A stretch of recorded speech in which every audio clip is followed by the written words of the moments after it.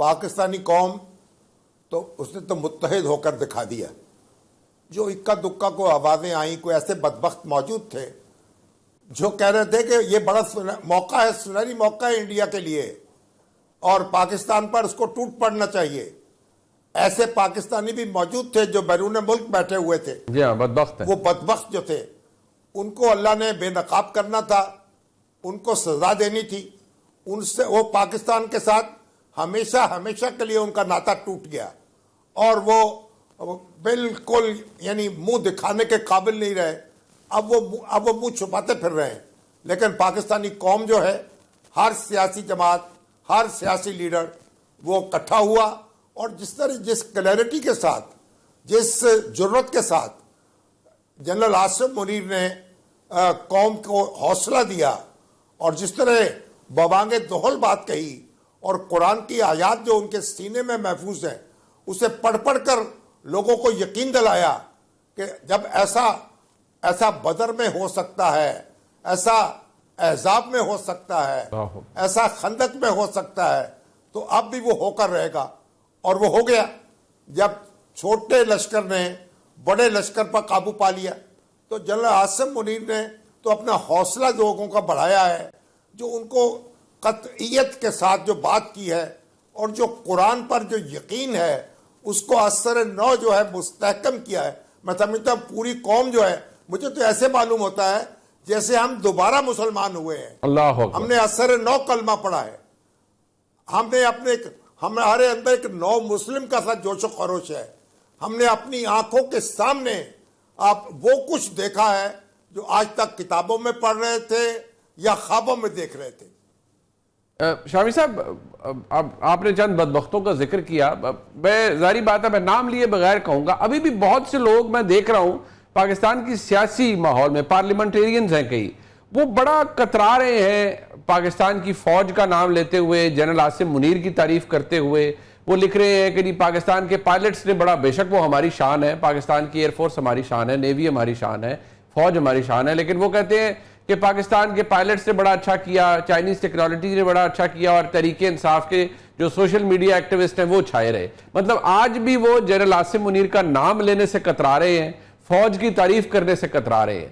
اس ایک انسیڈنٹ یا اس ایک رویے نے تحریک انصاف کو بالخصوص آپ کے نزدیک نقصان پہنچایا ہے یا ان کی پوزیشن وہی تھی جو رہی ہے؟ دیکھیے, جو تحریک انصاف ٹکڑوں میں بٹی ہوئی تھی. تحریک انصاف کا بڑا حصہ جو ہے وہ تو قوم کے ساتھ تھا, لیکن کچھ لوگ وسوسے اور بدگمانیاں پھیلا رہے تھے. کچھ لوگ جو تھے وہ اپنی اناؤں کے خول میں بند تھے, لیکن ان کو رسوا کر دیا اللہ تعالیٰ نے, اور اللہ تعالیٰ نے ان کا منہ کالا کر دیا. اب دیکھیے, یہ جو ہمارے ہواباز, ہمارے جرنیل, ہمارے کپتان, ہماری سیاسی قیادت, یہ سب نے مل کر یہ مارکا سر انجام دیا ہے نا. یہ ایک دن میں تو بلڈ اپ نہیں ہو گیا. وہ جو مہارت ہے وہ ایک دن میں تو حاصل نہیں کر لی, اور جو ٹیکنالوجی ہے وہ ایک دن میں تو اکار نہیں کر لی. چائنا کی دوستی بھی تو ہم نے برسوں اس کی حفاظت کی ہے, بالکل برسوں اس کو پالا ہے, اور وہ ہمارے کام آئی ہے. اور چائنا کی دوستی اپنی جگہ ہے, ہماری مہارت اپنی جگہ ہے, ہماری کمٹمنٹ اپنی جگہ ہے, لیکن اللہ کا کرم اپنی جگہ ہے. یعنی سب چیزیں مل کر تو ہم نے یہ حاصل کیا ہے نا. ایک دائرہ کے جو لوگ لیڈ کر رہے تھے, جو حوصلہ دے رہے تھے, جو قرآن کریم پر لوگوں کا ایمان جو تھا اس کو پختہ کر رہے تھے, ان کو آپ کیسے ان کی نفی کر سکتے ہیں؟ اگر میں آج کہوں کہ جو 92 کا ورلڈ کپ تھا وہ عمران خان نے نہیں جیتا اور عمران خان کا کوئی رول نہیں تھا, تو میں کتنا بڑا جھوٹ بول رہا ہوں گا. اسی طرح سے یہ جو مارکا ہے یہ جنرل آصف منیر کی قیادت میں لڑا گیا ہے, ان کی فراست اور ان کی جرت کے ساتھ لڑا گیا ہے. اور اس میں شہباز شریف صاحب جو ہیں ان کی فراست بھی موجود ہے, ان کی کمٹمنٹ بھی موجود ہے. تو آپ کیسے ہمارے جوان ہیں, ہمارے جرنیل ہیں, ہمارے دوست ہیں. چین بھی تو ہمارا دوست ہے نا, بالکل, کسی اور کا تو ہم کہیں سے لے کے نہیں آ گئے اٹھا کے. تو یہ ہم نے اپنی جو مسلسل محنت کی ہے اور مسلسل جو ہم نے فوکس کیا ہے اس کا نتیجہ یہ سامنے آیا ہے. ہماری تمام تر افسردگی کے باوجود، ہماری تمام تر قسم پرستی کے باوجود، ہماری تمام تر یعنی آپ دیکھیں کیا کہنا چاہیے کہ پسماندگی ایک طرح کی، اس کے باوجود ذہنی پسماندگی اور ہماری جو تھی وسائل کی کمی، لیکن آپ نے دیکھا کہ وہ کر دکھایا اللہ کے کرم سے جو آج تک ہو نہیں سکا تھا، اور جس نے بر صغیر کی تاریخ نہیں بدلی، عالم اسلام کا منظر بدل گیا ہے، دنیا میں عالمی توازن بدل دیا ہے طاقت کا. اب ایک دنیا ایک نئے طریقے سے سوچے گی. آج پاکستان ایک نیا پاکستان ہے، ایک اس کا نئے طریقے سے طلوع ہوا ہے، امیدوں کا نیا مرکز بنا ہے. پورا عالم اسلام، پوری پسماندہ اقوام، کشمیری عوام اور ہندوستان کے دبے ہوئے پسے ہوئے مسلمان، سب کی امیدوں کا مرکز پاکستان ہے، اور پاکستان مستقبل پاکستان کا ہے، اور پاکستان کو آگے بڑھنا ہے، اور انشاءاللہ آگے بڑھ کر رہے گا انشاءاللہ. شامی صاحب آخری سوال ہے سر.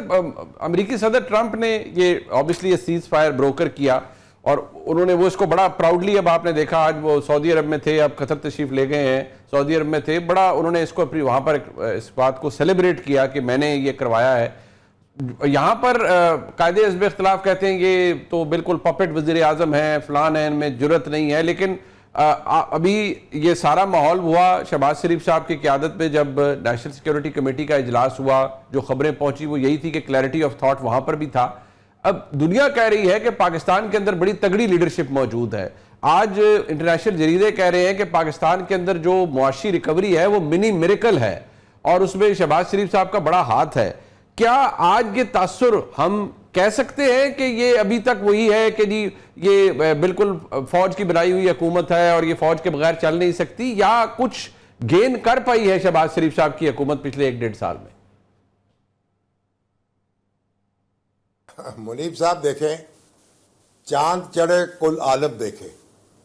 اب شہباز شریف صاحب نے جو بیانیہ دیا، جس طرح انہوں نے پہلی بات انہوں نے کہی کہ آپ اس کی بین الاقوامی تحقیقات کرائیں پہلگام کے واقعے کی، اور پوری دنیا نے ہمارا بیانیہ قبول کیا.